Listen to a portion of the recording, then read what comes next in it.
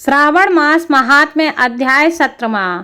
नमस्कार भाइयों बहनों, जय मां गायत्री। आप सभी का मेरे YouTube चैनल शुभकर माही अष्टों में स्वागत है। आज मैं आप सभी को अपने इस वीडियो में श्रावण मास महात्म्य के 17वें अध्याय की कथा सुनाने जा रही हूँ। आप सभी से अनुरोध है, अगर आप मेरे चैनल पर पहली बार आए हैं तो प्लीज़ हमारे चैनल को सब्सक्राइब, वीडियो को लाइक और वीडियो को ज़्यादा से ज़्यादा शेयर अवश्य करें, ताकि आपके साथ साथ आपके अपने भी इस कथा का लाभ उठा सकें और भगवान शिव की कृपा आपके साथ आपके घर परिवार पर सदा बनी रहे। श्रावण मास महात्म्य के 17वें अध्याय में अष्टमी की देवी पवित्र रोपण, पवित्र निर्माण विधि तथा नवमी का कृत्य का वर्णन किया गया है। भगवान शिव कहते हैं, अब मैं शुभ पवित्रारोपण का वर्णन करूंगा। सप्तमी तिथि को अधिवासन करके अष्टमी तिथि को पवित्रकों को अर्पण करना चाहिए। जो पवित्रक बनवाता है उसके पुण्य फल को सुनिए। सभी प्रकार के यज्ञ, व्रत तथा दान करने और सभी तीर्थों में स्नान करने का फल मनुष्य को केवल पवित्र धारण करने से प्राप्त हो जाता है, क्योंकि भगवती शिवा सर्वव्यापिनी है। इस व्रत से मनुष्य धनहीन नहीं होता, उसे दुख, पीड़ा तथा व्याधियां नहीं होती, उसे शत्रुओं से होने वाला भय नहीं होता और वह कभी भी ग्रहों से पीड़ित नहीं रहता। इससे छोटे बड़े सभी कार्य सिद्ध हो जाते हैं। हे वत्स, मनुष्यों तथा राजाओं के, विशेष करके स्त्रियों के पुण्य की वृद्धि के लिए इससे श्रेष्ठ कोई अन्य व्रत नहीं है। हे तात, सौभाग्य प्रदान करने वाले इस व्रत को मैंने आपके प्रति स्नेह के कारण बताया है।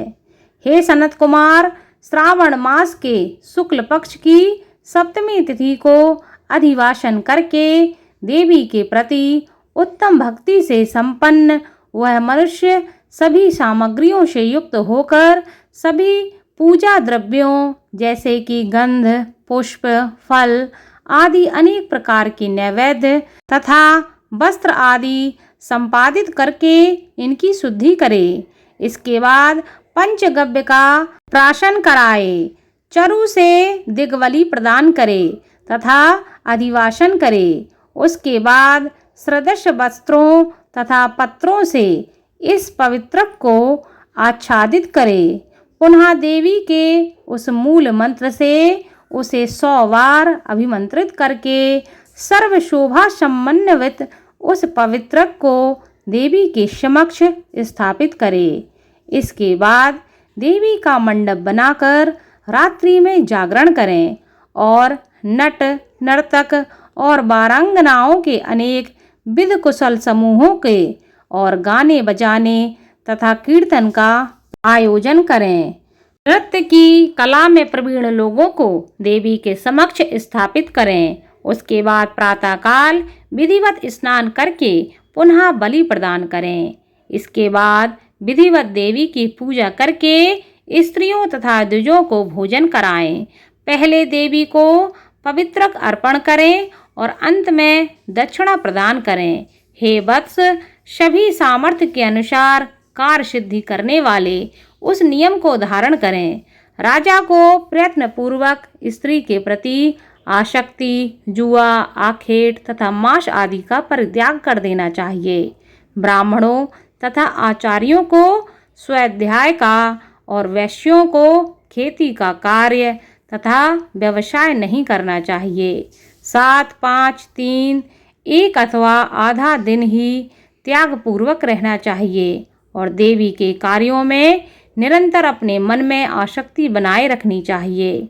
हे मुनि श्रेष्ठ, जो बुद्धिमान व्यक्ति विधान पूर्वक पवित्रारोपण नहीं करता, उसकी वर्ष भर की पूजा व्यर्थ हो जाती है। अतः मनुष्यों को चाहिए कि देवी परायण तथा भक्ति से संपन्न होकर प्रत्येक वर्ष शुभ पवित्रारोपण अवश्य करें।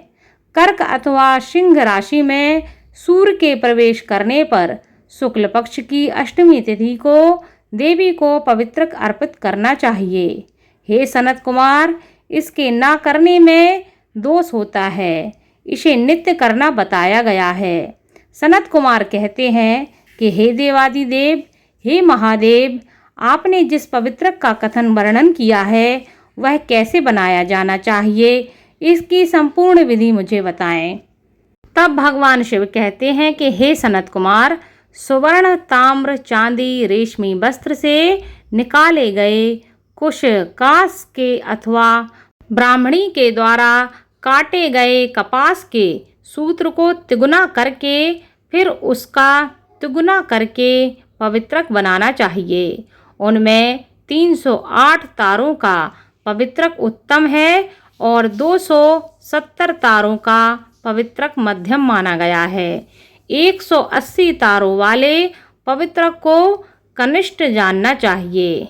इसी प्रकार 100 ग्रंथि का पवित्रक उत्तम, 50 ग्रंथि का पवित्रक मध्यम तथा 26 ग्रंथि का सुंदर पवित्रक कनिष्ठ होता है, अथवा 6, 3, 4, 2, 12, 24, 10 अथवा 8 ग्रंथियों वाला पवित्रक बनाना चाहिए।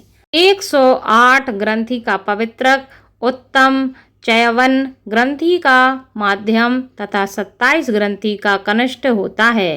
प्रतिमा के घुटने तक का लंबा पवित्रक उत्तम, जंघा तक का लंबा पवित्रक मध्यम तथा नाभि पर्यंत पवित्रक अधम कहा जाता है। पवित्रक की सभी शुभ ग्रंथियों को कुमकुम से रंग देना चाहिए। इसके बाद अपने समक्ष शुभ सर्वोत्भद्र मंडल पर देवी का पूजन करके कलश के ऊपर बांस के पात्र में पवित्रकों को रखें। 3 तार वाले पवित्रक में ब्रह्मा, विष्णु तथा शिव का आवाहन करके स्थापित करें। इसके बाद सुनिए, 9 तार के पवित्रक में ओमकार, सोम, अग्नि, ब्रह्मा, समस्त नागों, चंद्रमा, सूर्य, शिव तथा विश्व देवों की स्थापना करें। हे सनत कुमार, अब मैं ग्रंथियों में स्थापित किए जाने वाले देवताओं का वर्णन करूंगा।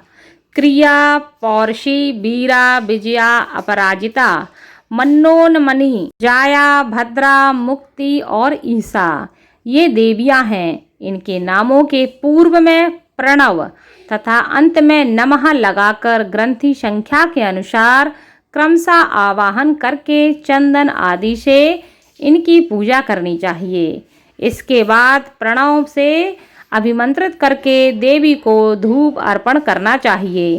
हे सनत कुमार, मैंने आपसे देवी के इस शुभ पवित्रारोपण का वर्णन कर दिया है। इसी प्रकार अन्य देवताओं का भी पवित्रारोपण प्रतिपदा आदि तिथियों में करना चाहिए। मैं उन देवताओं को आपको बताता हूँ। कुबेर, लक्ष्मी, गौरी, गणेश, चंद्रमा, बृहस्पति, सूर्य, चंडिका, अम्बा, वासुकी, ऋषिगण, चक्रपाणि, अनंत, शिवजी, ब्रह्मा और पितर। इन देवताओं की पूजा प्रतिपदा आदि तिथियों में करनी चाहिए। यह मुख्य देवता का पवित्रारोपण है। उनके अंग देवता का पवित्रक 3 सूत्रों का होना चाहिए। भगवान शिव कहते हैं कि हे सनत कुमार, अब मैं श्रावण मास के दोनों पक्षों की नवमी तिथियों के करणीय कृत्य को तुम्हें बताऊंगा। इस दिन कुमारी नामक दुर्गा की यथाविधि पूजा करनी चाहिए। दोनों पक्षों की नवमी के दिन नक्त व्रत करें और उसमें दुग्ध तथा मधु का आहार ग्रहण करें अथवा उपवास करें। उस दिन कुमारी नामक उन पाप नाशनी दुर्गा चंडिका की चांदी की मूर्ति बनवाकर भक्ति पूर्वक सदा उनका अर्चन करें। गंध, चंदन, कनेर के पुष्पों, दशांग, धूप और मोदकों से उनका पूजन करें। उसके बाद कुमारी कन्या, स्त्रियों तथा विप्रों को श्रद्धा पूर्वक भोजन कराएं। फिर मौन धारण करके स्वयं बेल पत्र का आहार ग्रहण करें। इस प्रकार से जो मनुष्य अत्यंत श्रद्धा के साथ दुर्गा जी की पूजा करता है वह उस परम स्थान को जाता है जहाँ देव बृहस्पति विद्यमान है। हे सनत कुमार, यह मैंने आपसे नवमी तिथि का कृत्य कह दिया है। यह मनुष्यों के सभी पापों का नाश करने वाला, सभी संपदाएं प्रदान करने वाला, पुत्र पौत्र आदि उत्पन्न करने वाला और अंत में उन्हें उत्तम गति प्रदान करने वाला है। इस प्रकार श्री स्कंद पुराण के अंतर्गत भगवान शिव और सनत कुमार संवाद में श्रावण मास महात्म्य के 17वें अध्याय की कथा संपन्न हुई।